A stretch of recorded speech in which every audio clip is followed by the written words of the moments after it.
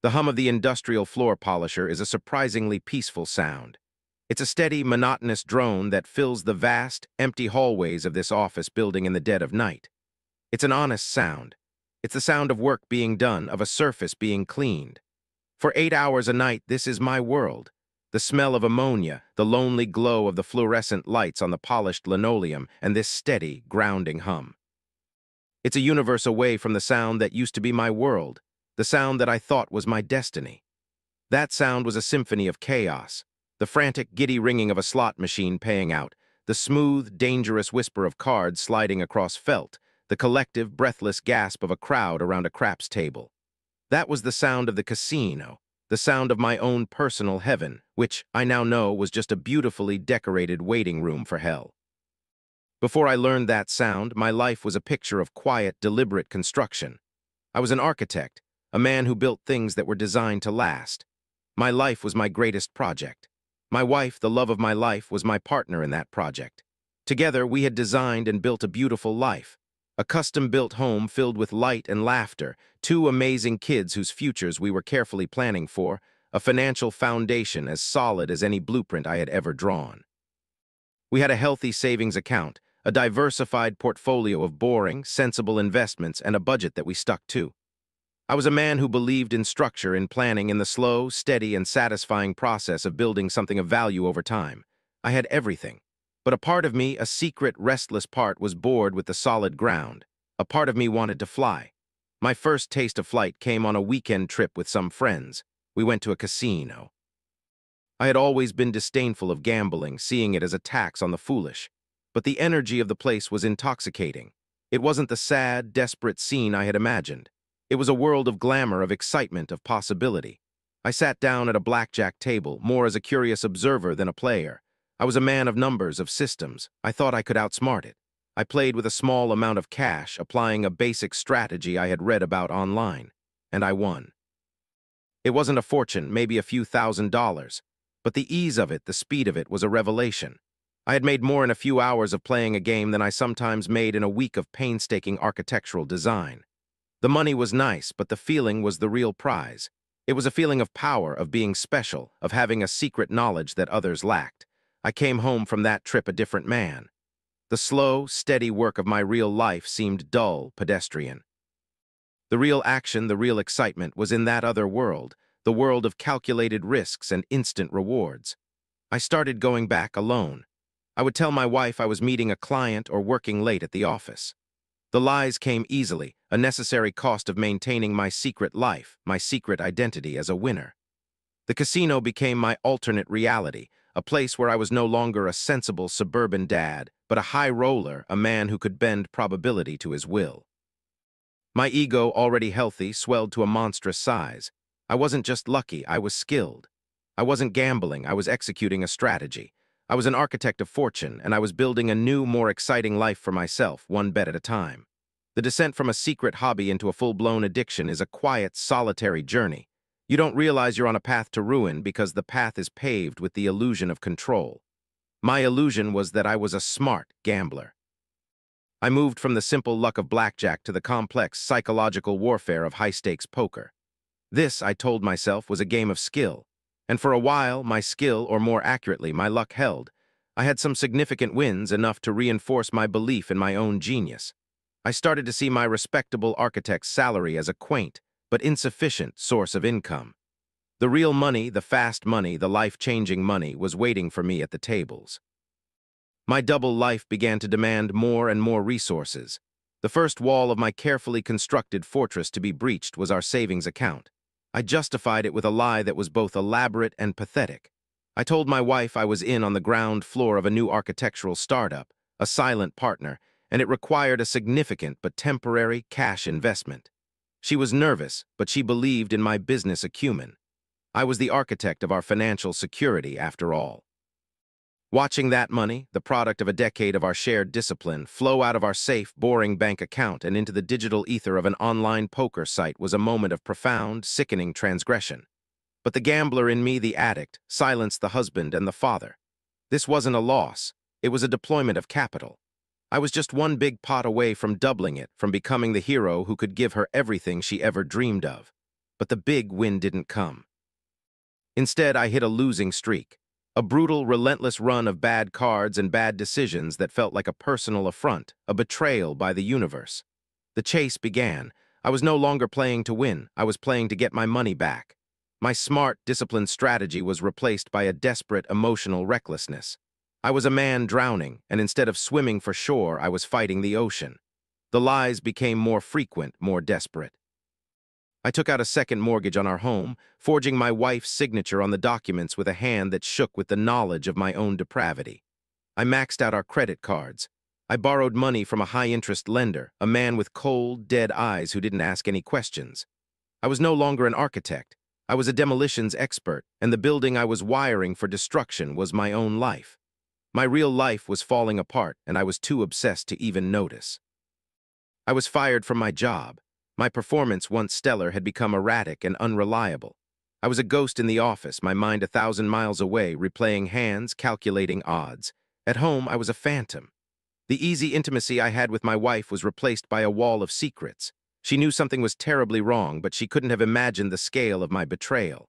Our home, once a place of warmth and love, became a cold, silent war zone. I was a stranger to my own children.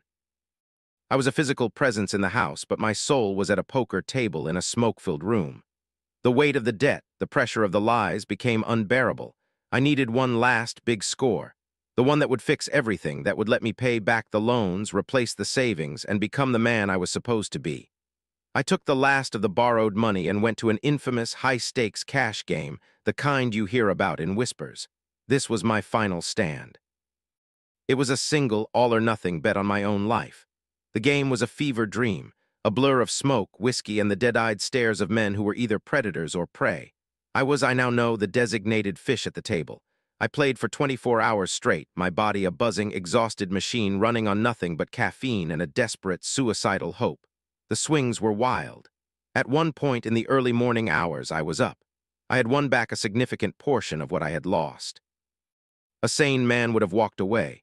He would have taken that small, miraculous victory and used it to start the long, painful process of rebuilding. But I was not a sane man. I was an addict.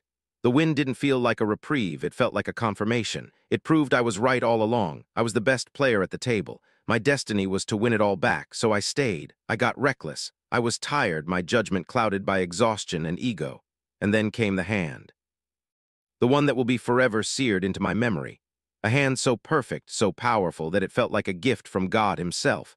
I bet everything. I pushed my entire mountain of chips into the center of the table. A quiet, older man across from me, a man who had been playing silently and patiently all night, called my bet. The cards were turned over, and in the space of a single, silent second, I saw that his perfect hand was just a little bit more perfect than mine. The chips, my last hope, my entire world, were pushed across the table to him. He didn't smile. He just nodded, a quiet, professional acknowledgement of my execution. The drive home was a silent scream. The world outside my car window was gray and meaningless. I was a hollowed-out man, a ghost driving a ghost of a car that would soon be repossessed. I had nothing, not just no money. Nothing. The confession to my wife was the final, brutal act of demolition. I walked into the home that was no longer ours, and I told her the truth.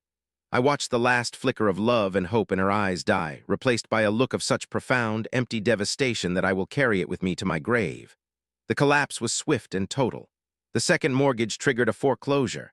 The job loss meant we had no income. The creditors, the men with the cold, dead eyes, came to collect. My wife, in an act of pure maternal survival, did the only thing she could do. She packed a few bags for herself and the children, and she left. She was going to her parents, a place of safety, a place far away from the smoking crater I had made of our life. I didn't blame her. I had become a disease, a contagion of failure, and she was a mother protecting her young. I stood in the empty driveway and watched her go. I had built her a fortress, and I was the one who had unlocked the gates and let the barbarians in.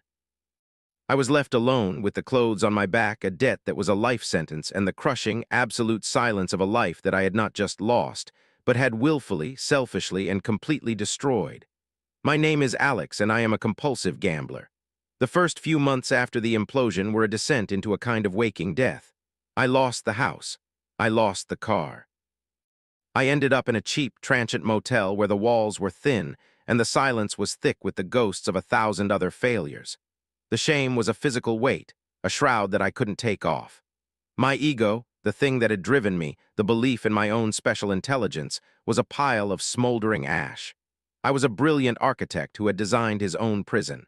The only thing that kept me from completely succumbing to the void was the memory of my children's faces. The knowledge that they were out there, that they still existed, was a single, flickering point of light in the overwhelming darkness. That light led me, one shaky step at a time, to the basement of a church. I walked into a gambler's anonymous meeting, a broken, terrified man. I sat and listened to the stories of others, and in their words I heard the echo of my own ruin. I was not special. I was not a misunderstood genius. I was just another addict. Admitting it, saying the words out loud, was the hardest and most important thing I have ever done. Recovery is not a miracle. It's a slow, grinding, day-by-day battle. It's about learning to live in the wreckage you've created. I got a job, a real job. I started working on a night crew cleaning office buildings. The work was honest, mindless, and humbling. I, the man who used to design buildings, was now cleaning their toilets. And in that humility, I found a strange kind of peace. The physical exhaustion quieted the frantic noise in my head. The small, steady paycheck earned with my own 2 hands was a source of pride more profound than any poker pot I had ever won. I started to rebuild not my fortune but my character. I learned to live a simple life, a life of needs, not wants. I moved from the motel to a small, rented room. I took the bus. I started paying down my debts, a seemingly impossible task, but one I confronted one small payment at a time. It was an act of taking responsibility, a way of honoring the man I wanted to become, not the man I had been. My relationship with my children was rebuilt over 1,000 miles of telephone wire. I didn't make promises. I didn't talk about a brighter future. I just listened. I learned about their new lives, their new friends. I was no longer the all-powerful dad who could give them anything. I was just their dad, a steady, sober voice who loved them unconditionally. My ex-wife and I found a new, quiet respect for each other. She saw that I was fighting, that I was taking responsibility. The anger faded, replaced by a sad understanding. We would never be husband and wife again, but we became partners in the shared, sacred project of raising our children. I still work the night shift. I still live in a small room. My life is not a story of a grand comeback. I did not win the lottery or rebuild my architectural firm. My life is a quiet story of survival, of a man who lost the world and was forced to find himself. The thrill of the casino is a distant, faded memory, like a dream from another life. The real thrill I've discovered is in the simple, profound peace of a quiet mind. It's in the pride of an honest day's work. It's in the sound of my son's voice telling me about his day. I lost everything I thought I wanted, and in the process, I found the only things I ever truly needed. Thanks for listening. Share your thoughts and your country in the comments. Let's see how global our community really is. Don't forget to like, share, and subscribe for more stories.